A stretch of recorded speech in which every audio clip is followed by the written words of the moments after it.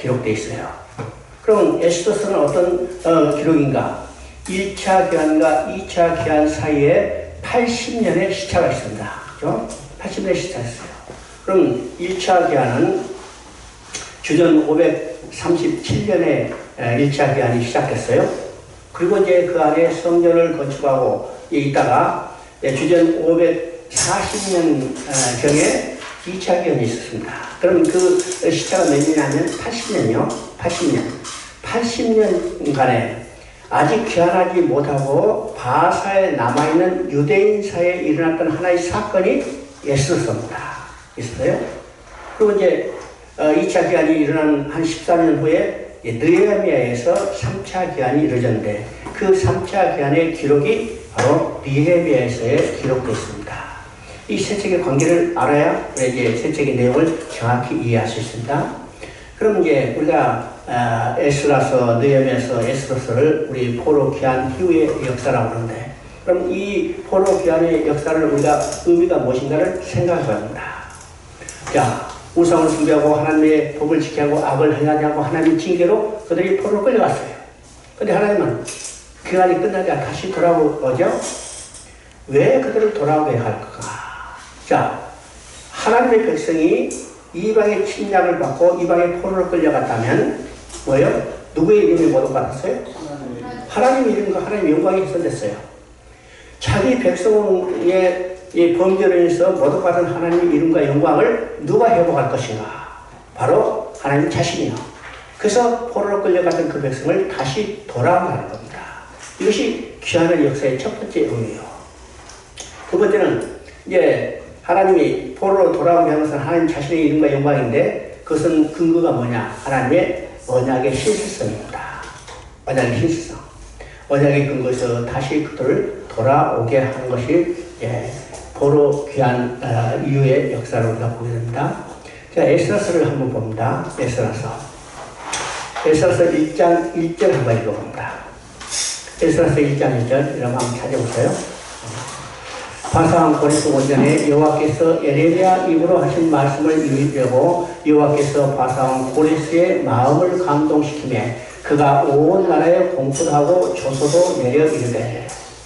지금 이제 지난번에 이야기했지만은 에스라서 1장 1절 2절은 그 바로 앞에 나온 역대하 36장 22절 23절 내용하고 똑같아요. 그러면 역대하의 의미는 뭐라고 써요? 성전으로 시작해서 성전으로 끝나는 성전으로 감싸 있는 구조라고 했습니다. 유다가 바벨론에서 멸망받는 것으로 끝나지 않고 고레스의 조서를 통해서 다시 돌아가서 성전을 재건하는 명령으로 역대하를 마지막으로 끝내었죠. 이 의미는 지금 성전으로 끝나서 시작해서 성전으로 끝났기 때문에 하나님은 너희 함께 계시고 너희는 하나님 중심으로 살아야 한다는 것을 그들에게 강조하기 위해서 지금 역대하기 하는 그렇게 기록되어 있습니다. 그래서 역대기의 저자를 학자들은 이야기해요. 에스라다. 이 내용이 역대하 36장 22절 23절에 나와 있는 내용이 바로 에스라서 1장 1절 2절과 똑같기 때문이죠. 그럼 이 같은 저자가 이렇게 이야기합니다.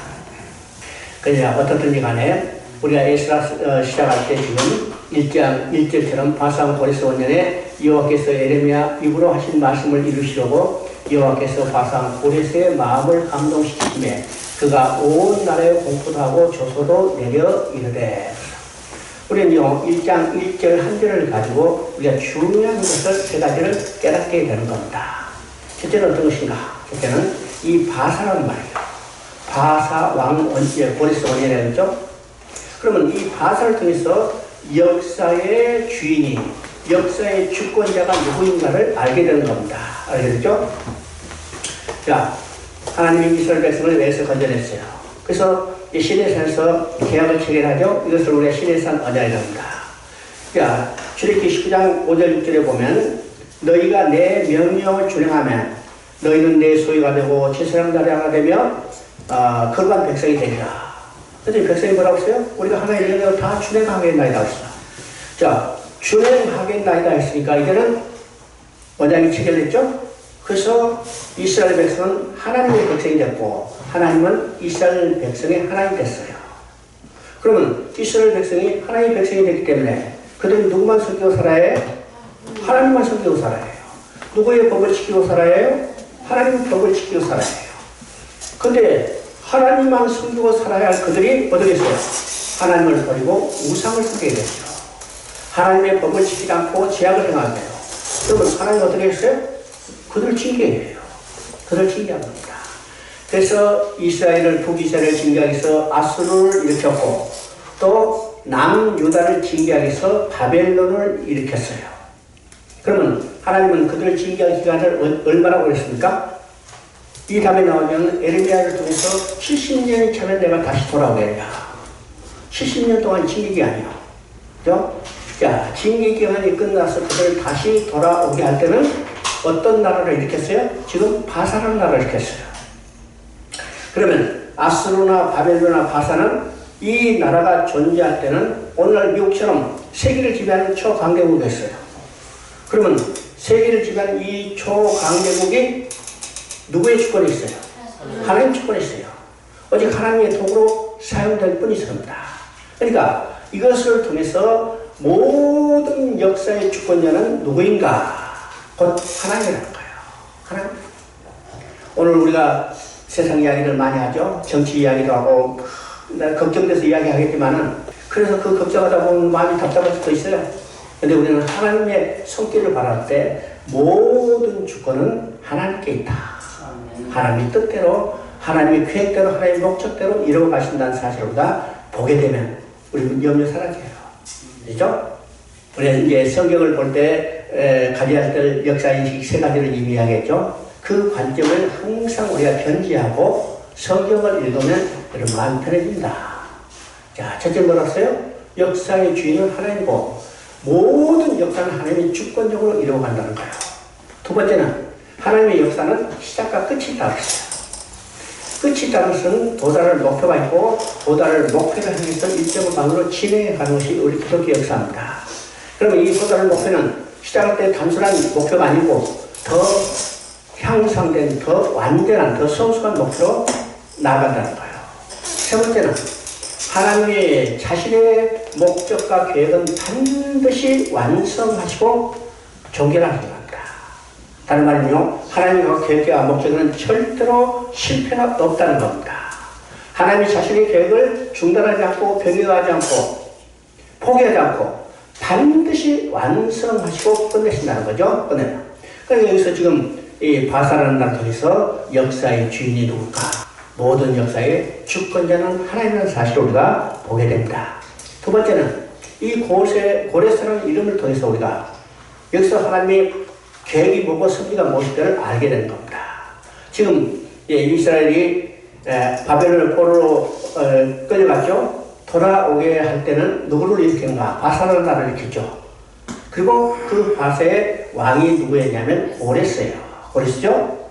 고레스가 지금 통일 바사라는 나라를 세우고 자기가 이제 유화 정책을 펴기서 많은 나라를 다스릴 때 지금 이 자기 군대 자기 힘으로만 다스리지 못하기 때문에 일정한 이 문화적 종교적 이 자치권을 줬어요. 그래서 이제 그들 돌아오게 하는 겁니다.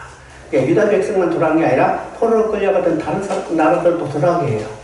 그래서 이제 우리 성경이기 때문에 이제 유다가 돌아온 것을 기록했는데, 자, 이제 고레스가 이제 집권하고 포로로 끌려갔던 백성들을 돌아가게 하는 겁니다. 돌아가게 하죠. 근데 지금 고레스는 야, 내가 좋은 일 하나 했다 이렇게 자랑하고 교만해 있을 수 있지만 이미 하나님은 고레스를 쓰시기로 계획하고 때가 되니까 그를 이 땅에 보내셨다는 거예요. 그러면 지금 여기서 고레스라고 이야기하면 고레스가 이 일을 하게 될 때 하나님은 200년 전에 이미 고레스를 쓰시겠다고 말씀하셨어요. 그것이 이사야 44장 28절에 있습니다. 이사야 44장 28절을 한번 찾아보세요. 찬송만 어느 분이 큰 소리 한번 읽어봅니다. 고레스에 대하여는 이르기를 내 목자라 그가 나의 모든 기쁨을 성취하리라 하며 예루살렘에 대하여는 이르기를 중건되리라 하며 성전에 대하여는 내 기초가 놓여지리라 하는 자니라. 자, 그게 고레스라는 말이 이제 이름이 정확히 나오죠. 그리고 고레스에 해야 할 일이 무엇인지를 정확히 지금 말하고 있어요. 예루살렘이 중단되고 성전에 다시 재건되리라 그랬어요.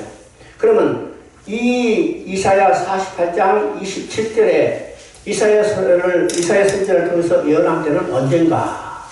고레스가 태어나기 정확히 200년 전입니다. 200년 전이요. 고레스는 자기가 태어날 때 이름도 몰라. 어디 태어난지도 몰라. 날짜도 몰라. 그쵸? 무슨 일을 할지도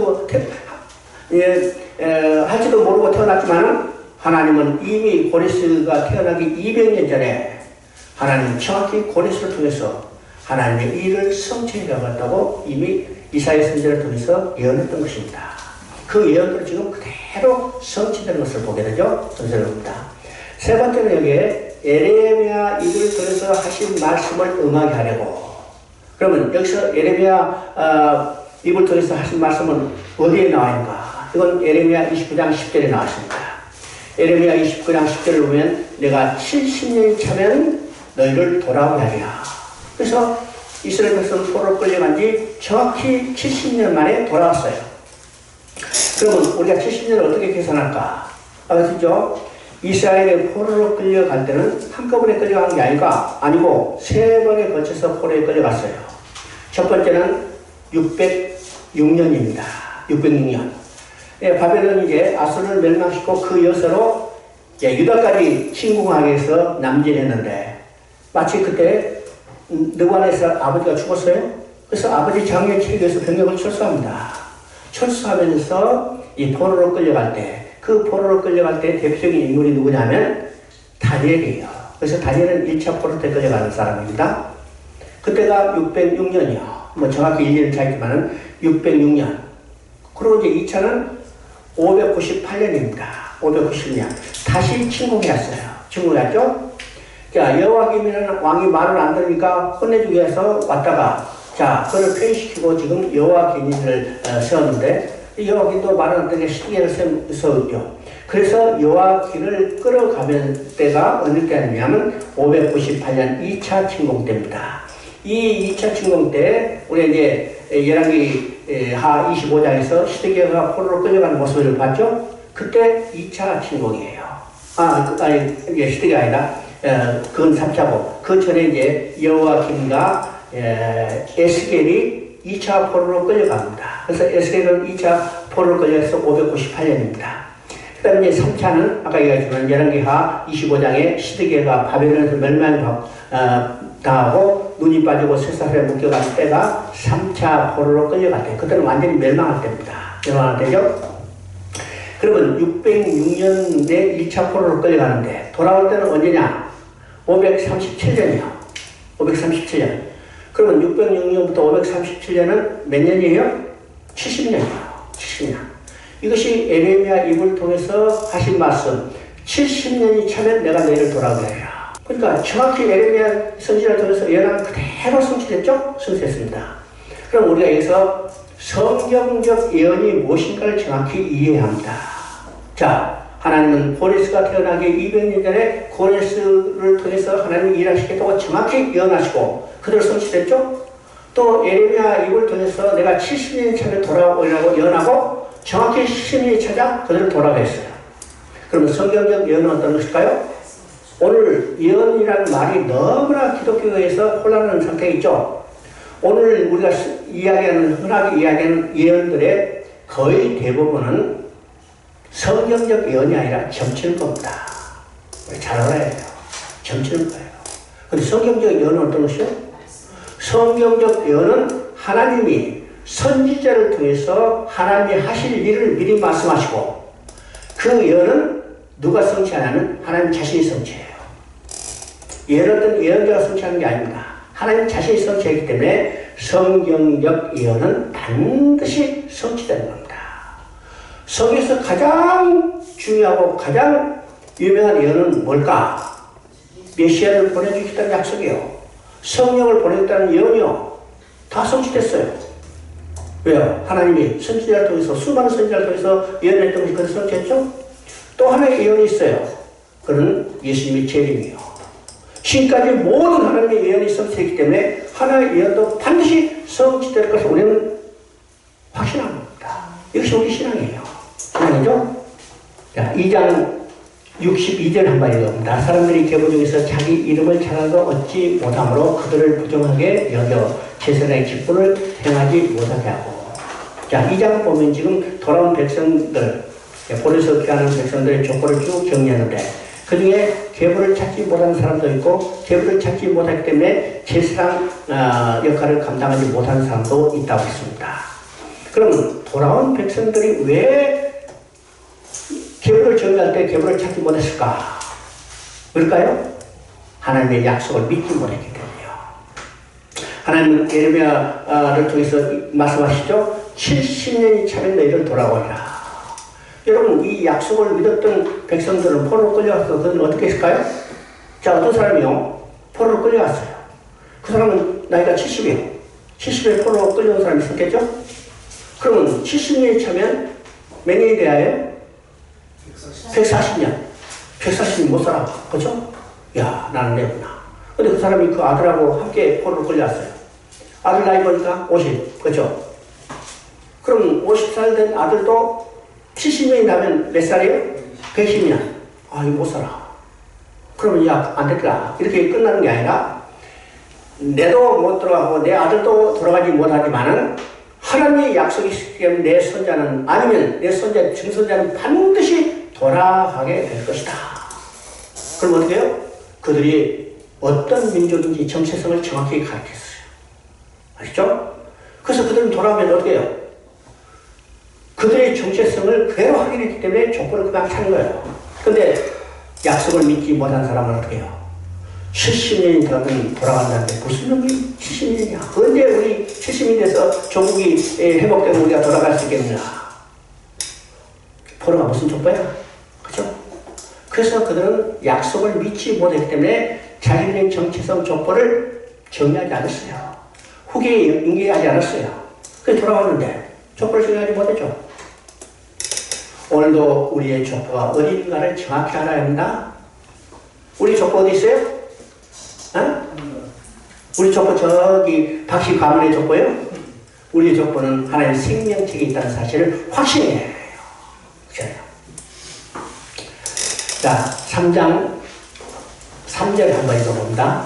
3장 3절 요시닥의 아들 예수아와 그의 형제 제사장들과 스알들의 아들 스룹바벨과 그의 형제들이 다 일어나 이스라엘 하나님의 제단을 만들고 하나님의 사람 모세의 율법에 기록한 대로 번제를 그 위에 드려 할세 우리가 모든 백성을 두려하여 제단을 그 터 위에 세우고 그 위에 아침 저녁으로 여호와께 번제를 드리며 8절에 보니까 예루살렘에 돌아온 사람들이 공사를 시작하고 지금 이제 돌아와서 제일 먼저 한 일이 뭘까? 제일 먼저 한 일이 그 터 위에 제단을 세우고 번제를 드렸다요. 그 다음에 뭐 했어요? 그 다음에 성경 공사를 한 겁니다. 우리는 이제 성경 공사에서 성경을 지어지면 그 다음에 거기다가 이제 번제를 드릴 것 같은데 그렇지 않았어요. 성경 공사를 시작하기 전에 그 터에 제단을 세우고 번제를 드렸습니다. 이게 어떤 의미일까요? 어떤 의미일까요? 성전이라는 건물을 세우는 것보다도 제단을 세우고 번제를 드림으로 하나님과 관계가 회복되는 것이 더 중요한 거예요. 더 먼저라는 거예요. 성전을 짓는 것은 어떤 것이요? 하나님과 백성이 함께 사는 상징적인 조형물, 소위 말해서 건축물을 세우는 것에 불과한 겁니다. 그러니까 성전 자체가 중요한 게 아니라 하나님과 교제가 더 먼저라는 사실을 알아야죠. 또 여기 제단을 쌓을 때 그 터라고 했습니다. 그 터. 그 터는 어느 터요? 이미 예루살렘 성전이 지어졌던 그 터. 이제는 불에 타고 없지만은 그 터는 그대로 있는 거예요. 바로 그 터에, 하나님이 정한 그 터에 제단을 쌓고 번제를 드는 겁니다. 오늘도 우리 어떤 특정한 장소가 중요한 게 아니고 어디서든지 우리는 하나님 앞에 제단을 쌓고 번제를 드려야 해요. 이건 뭐 짐승잡아 드리는 게 아니라 우리는 오늘 번제를 드리는 것은 어떤 것이요? 번제를 완성하신 예수 그리스도를 확고하게 믿는 것이 우리가 번제를 드리는 겁니다. 그죠? 이게 하나님과 관계가 올바로 회복돼요. 자, 4장 3절 한번 읽어봅니다. 4장 3절 스룹바벨과 예수아와 기타 이스라엘 족장들이 이르되 우리 하나님의 성전을 건축하는데 너희는 우리와 상관이 없느니라. 바사와 고레스가 우리에게 명령하신 대로 우리가 이스라엘 하나님 여호와를 위하여 홀로 건축하려 하였더니 이로부터 그 땅 백성이 유다 백성의 손을 약하게 하여 그 건축을 방해하되. 지금 이제 계단을 쌓고 번제를 tes어. 그 다음에 이제 성전 건축을 시작하게 됐죠. 성전 건축을 시작하자 손님들이 찾았어요. 그 손님들 누굴까? 그 땅에 살고 있는 사마리아 사람들입니다. 사마리아의 유력한 사람들이 지금 성전을 건축하고 있는 스룹바벨과 예수야에게 찾아왔어요. 그래서 하는 말이 어떤 말이에요? 야, 너희가 하나님의 성전을 건축한다는데 우리도 함께 협력하겠다. 우리도 함께 건축하자. 이렇게 제의했어요. 그랬더니 지금 여호수아 스룹바벨이 뭐라고 그래요? 여호와를 위하여 우리가 홀로 건축하리라. 홀로 건축한다고 했습니다. 자, 왜 그들이 성전을 건축하는데 협력해서 찾아왔다면 얼마나 좋은 일이요. 만약 그들이 협력하면 인부도 될 거고 자금도 될 거고 여러 가지도 물질적인 돈도 할 때면 빨리 질 수 있죠. 그럼 야, 그렇다. 우리 같이 짓자. 이렇게 했을 텐데 여호수아 스룹바벨은 이런 자에 딱 거절해서 안 된다. 우리 홀로 건축하리라. 왜일까요? 사마리아 사람은 이미 혼합된 종교, 혼합된 민족으로 바뀌어버렸어요.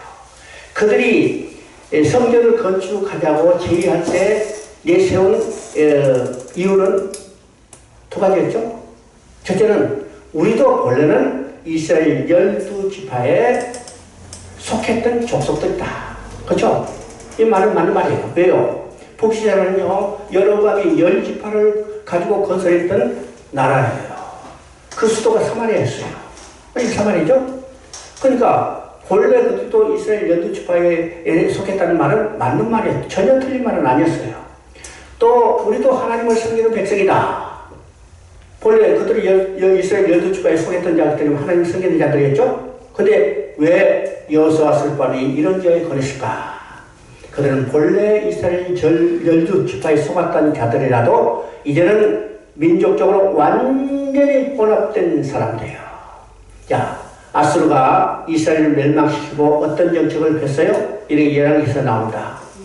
아수르에 있는 지역에 여러 사람을 옮겨와서 사마리아 지역에 살게 해서 그들을 완전히 민족적으로 혼합적을 만들어버렸어요.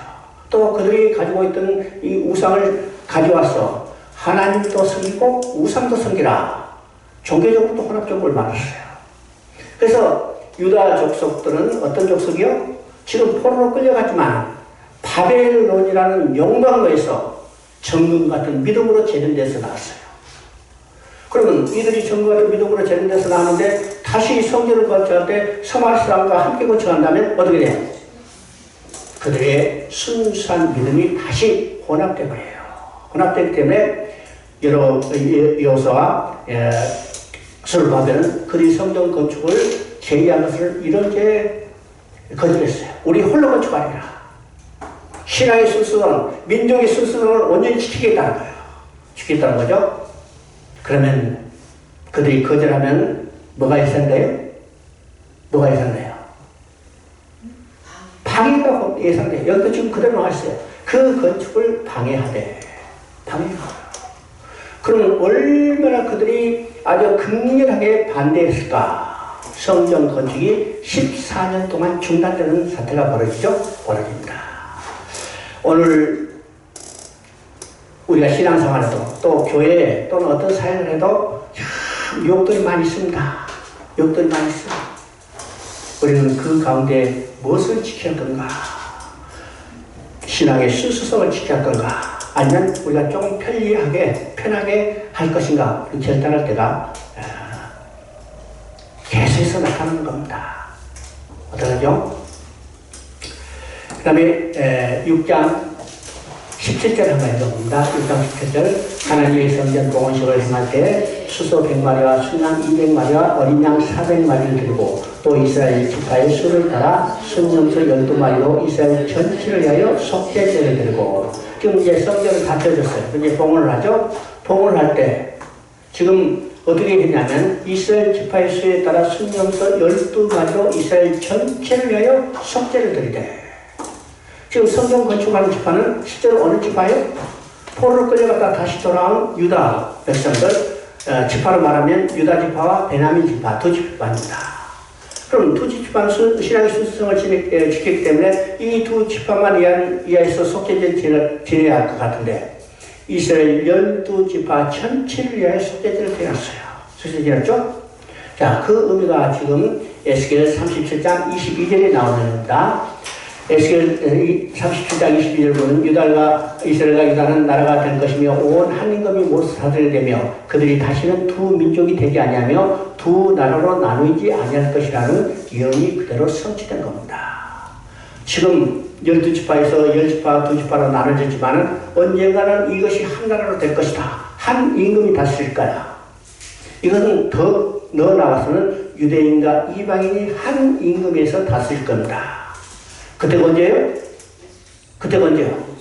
메시아 왕국이 완성되고 도래하는 날. 한 임금이 다스릴 거죠? 아니요.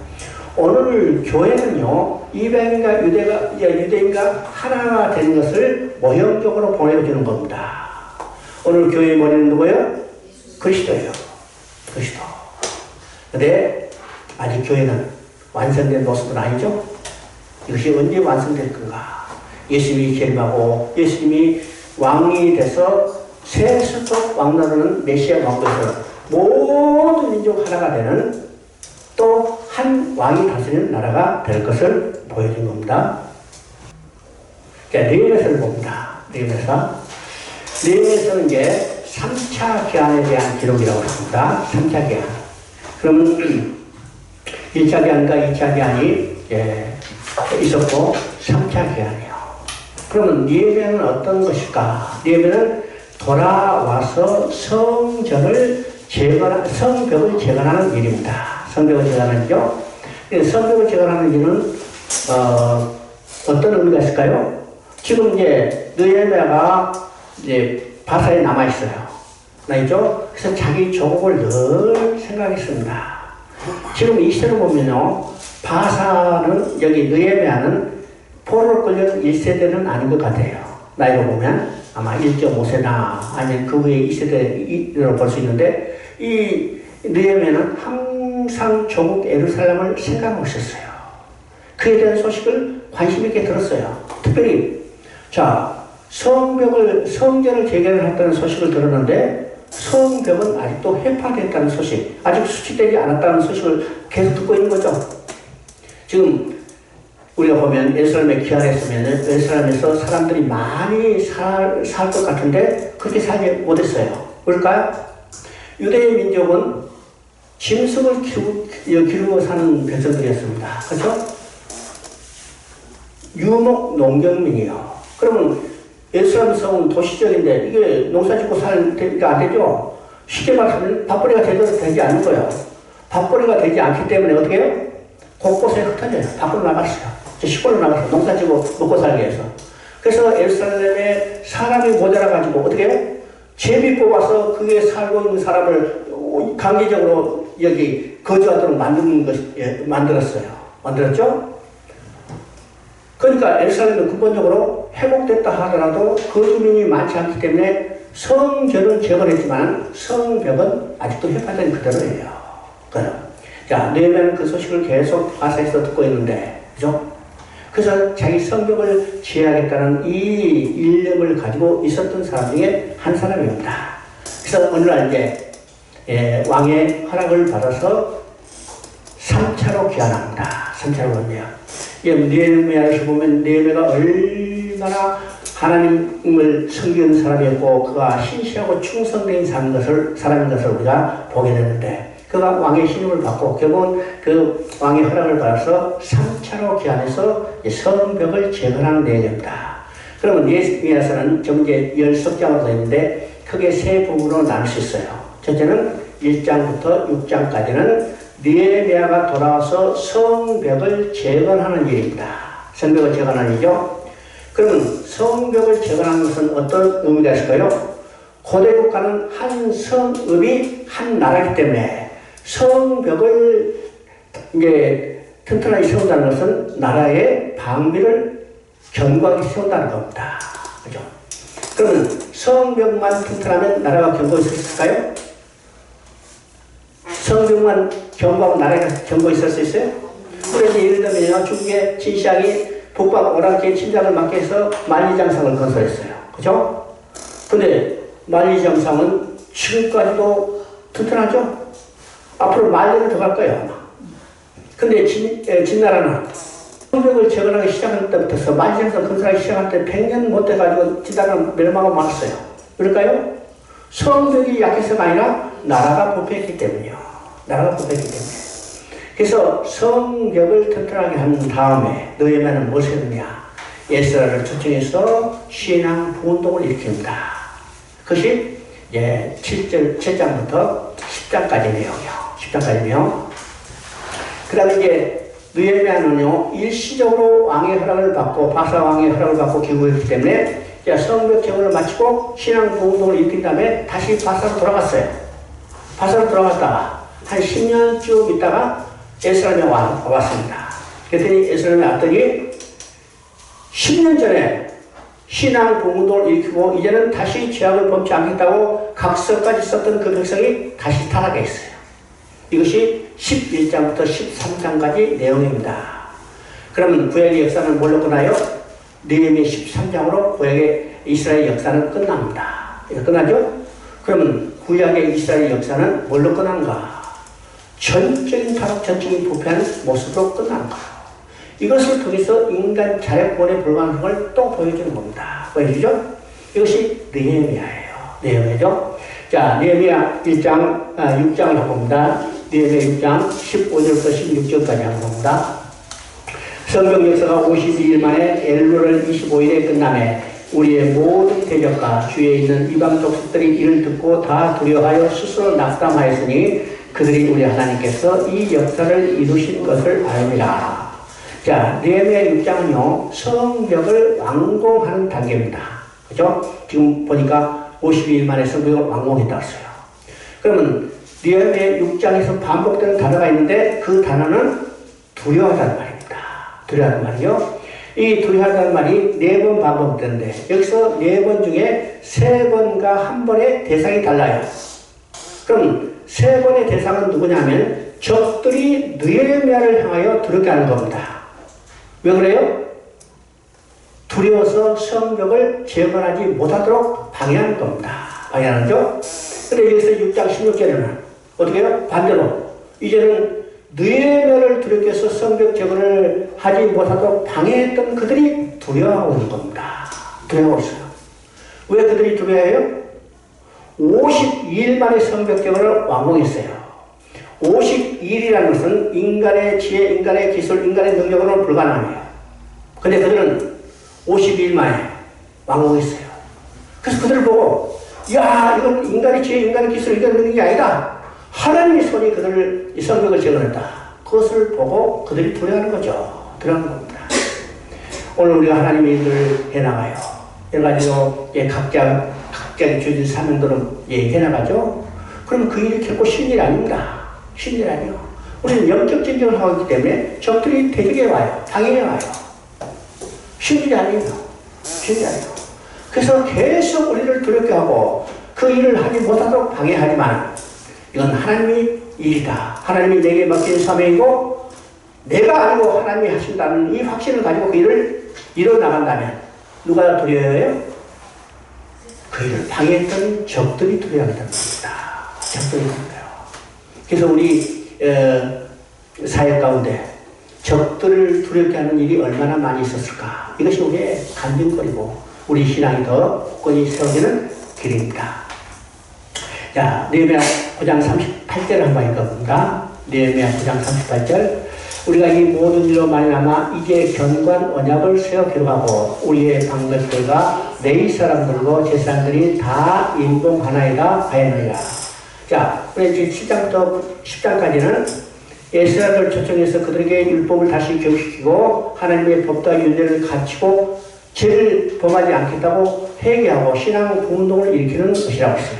그래서 이제 9장 마지막에 자, 그들이 다시 죄악을 범하지 않겠다고 언약서를 쓰고 그 언약서에 인봉까지 했다고 했습니다. 도장 찍었어요. 이 도장 찍은 것을 안 찍었다, 오늘같이 나 모르겠다, 기억 안 난다 이렇게 할 수 없어요. 왜일까요? 10장에 보면 도장 찍은 사람 이름 다 나와요. 다 나오죠? 이 정도로 철저히 신앙 운동을 일으켰습니다.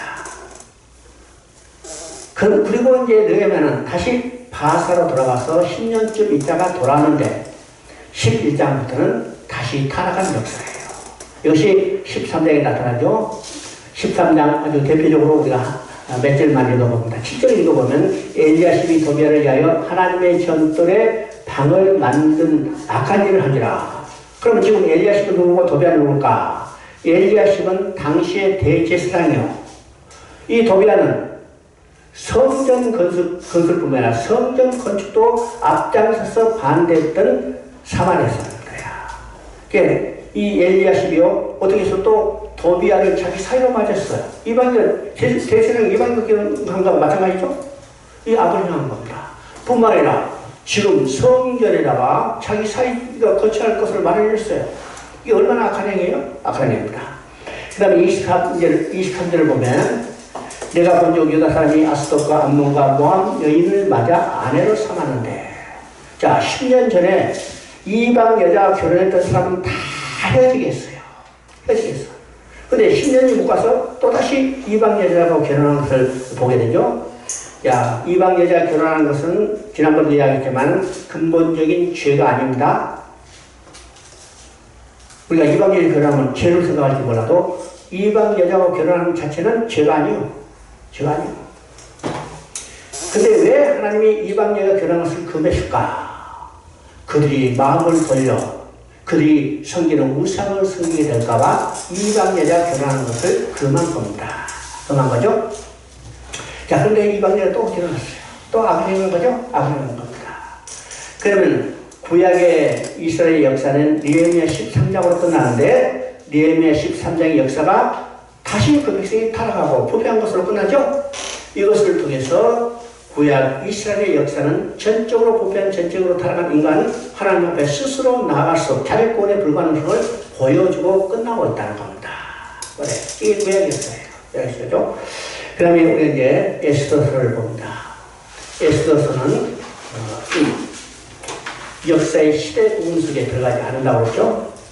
아까도 이야기했지만 1차 교환과 2차 교환의 시차가 80년인데 이 80년 사이에 교환하지 못하고 바사에 남아있던 유대인 사회에 일어났던 하나의 사건, 이것이 에스더서입니다. 에스더서.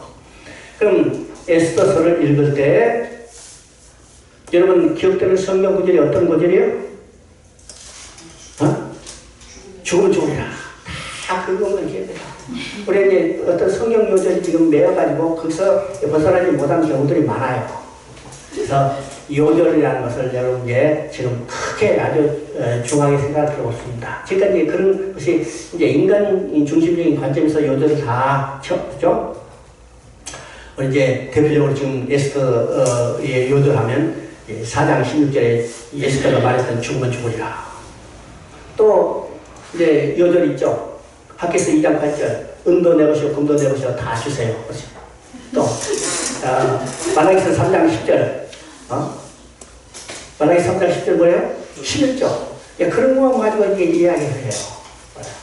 근데 이 에스더서는 요절이 4장 16절 죽으면 죽으리라까지 아닙니다. 그보다 더 중요한 내용이 여기 있어요.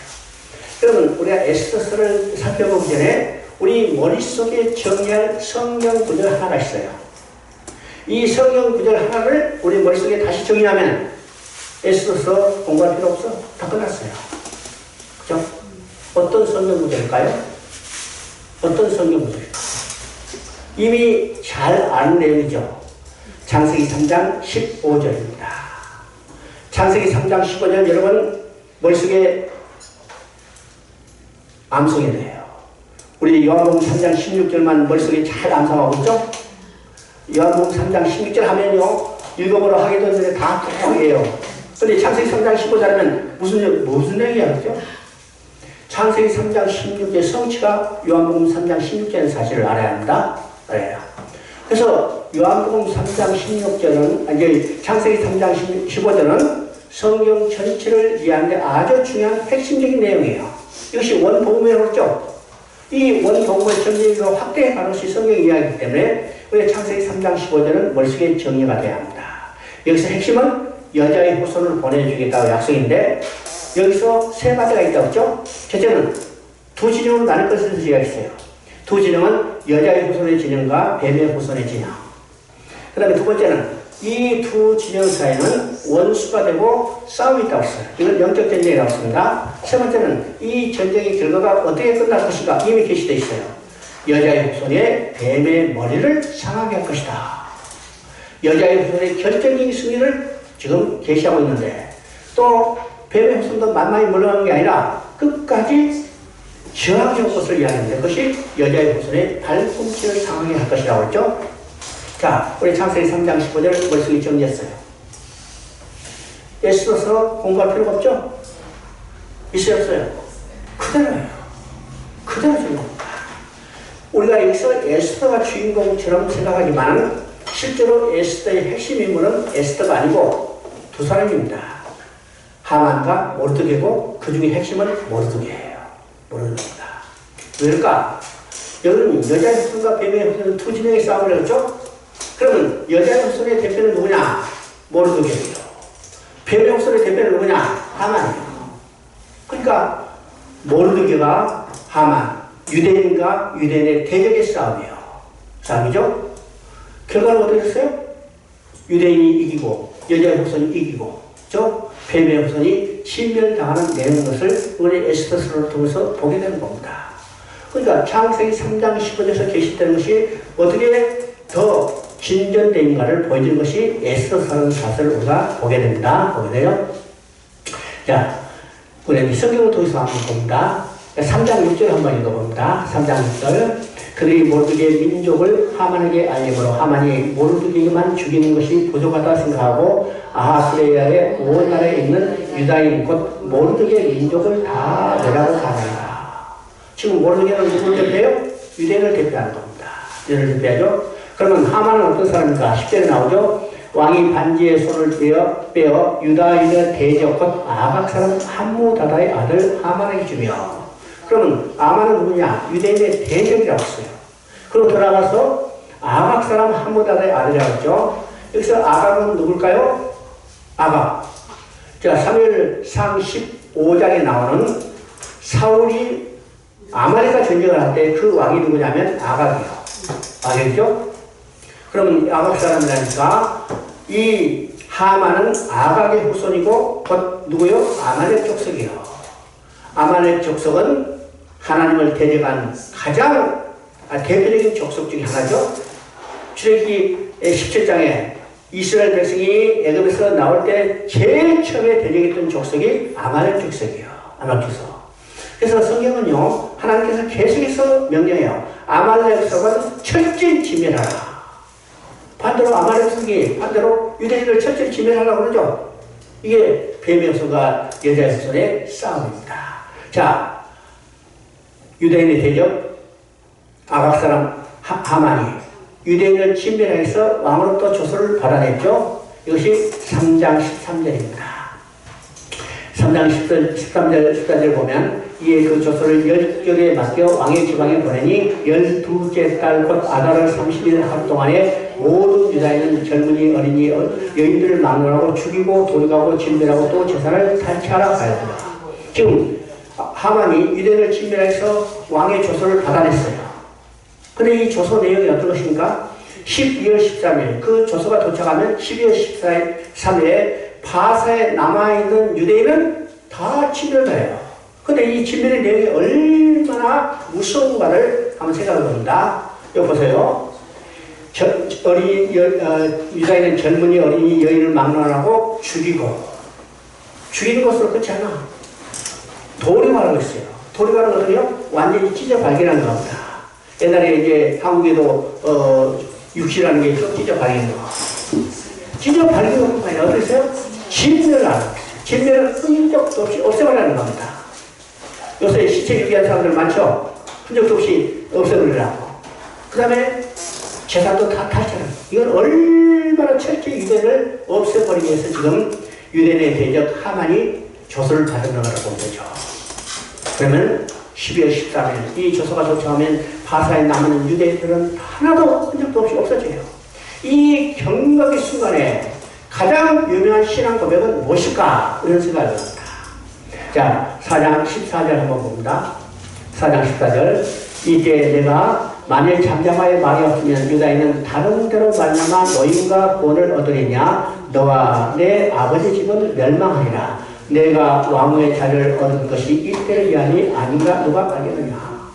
우리가 아까 얘기했지만 에스더서 하면 4장 6절에 에스더의 고백, 내가 죽으면 죽으리라. 이것이 유명한 것처럼 생각하지만 그보다 지금 4장 14절에 모르드게의 고백이에요.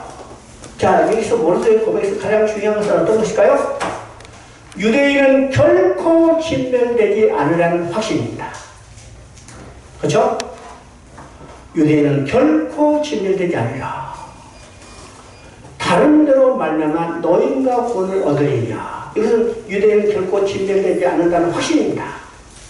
왜일까요? 왜 유대인은 결코 진멸되지 않아요? 유대인은 하나님의 약속의 백성이요. 또 그들과 하나님이 함께 계신다고 했어요. 그렇기 때문에 하나님의 약속의 백성이기 때문에 하나님이 그들에게 주신 약속을 지키기 위해서 하나님이 그들과 함께 그들을 지켜주시기 때문에 유대인은 어떤 상황에도 결코 진멸되지 않는다고요. 이것이 모르드게의 고백입니다. 고백이에요. 오늘 우리가 어떤 사람들이에요? 오늘 하나님의 약속이 우리에 있어요. 우리에게 있을 뿐만 아니라 우리가 하나님의 선생님과 하나님 우리 함께 있어요. 우리는 세상에 우리를 넘어뜨리려고 많은 사람이 우리를 데리게 오지만 우리는 결코 넘어지지 않는 삶, 이 확신을 가져야 해요. 그렇죠? 자, 그리고 이제 모르드가 에스더에 가는 말입니다. 너와 내 집은 멸망하리라. 내가 왕의 자를 얻은 것이 이때를 위함이 아니니 누가 알겠느냐.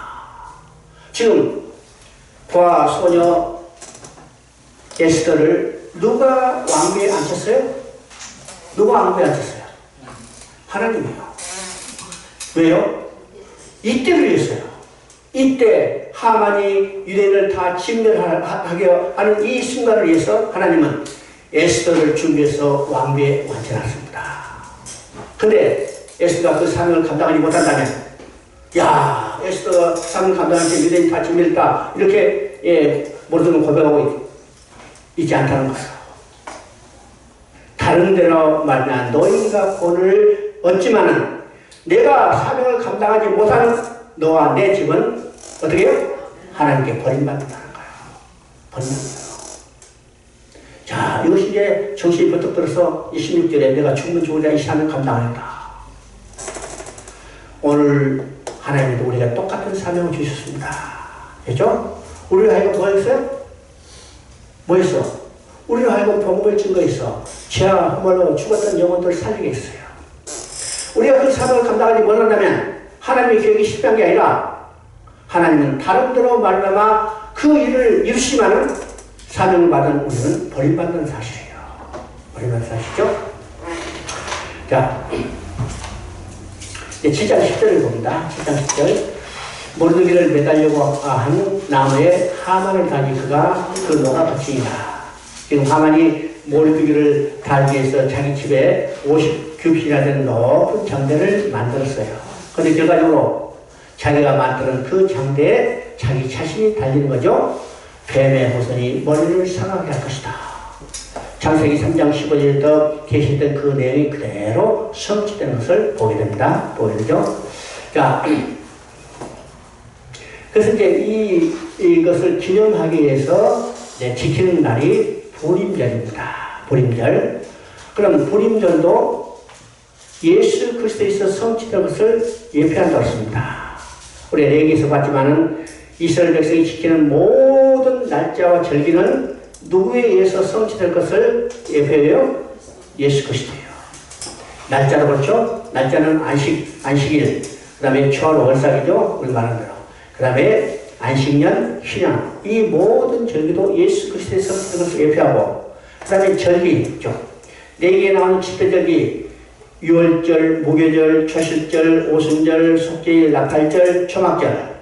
그 다음에 그 후에 나오는 두 개 절기가 있는데 그 첫 번째가 에스더서에 나오는 불임절입니다. 불임절도 예수 그리스도에서 성취될 것을 예표해요.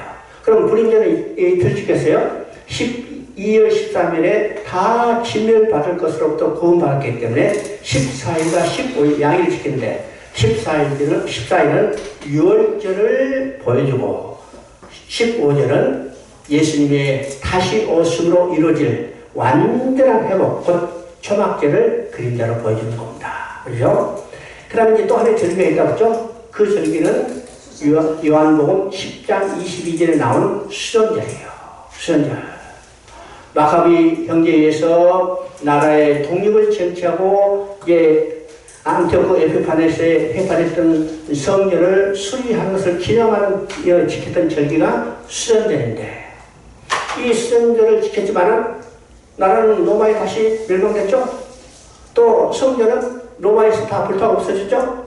그러면 수전절의 완성자는 누굴까요? 오직 예수 그리스도예요. 예수 그리스도의 통치된 나라는 영원한 나라예요. 그 나라는 견고하죠. 예수님에서 지어진 성전은 영원한 성전이에요. 그래서 수전절의 완성자도 바로 예수 그리스도라는 사실이죠. 예수님자. 바로 이제 에스더서는 역사의 시대 부분 속에 들어가지 않고 1차 교환과 2차 교환 사이에 일어났다는 하나의 바사에 남아있던 유대인 사이에 일어났던 하나의 사건인데 그 우리가 무엇인가를 우리가 살펴봤습니다.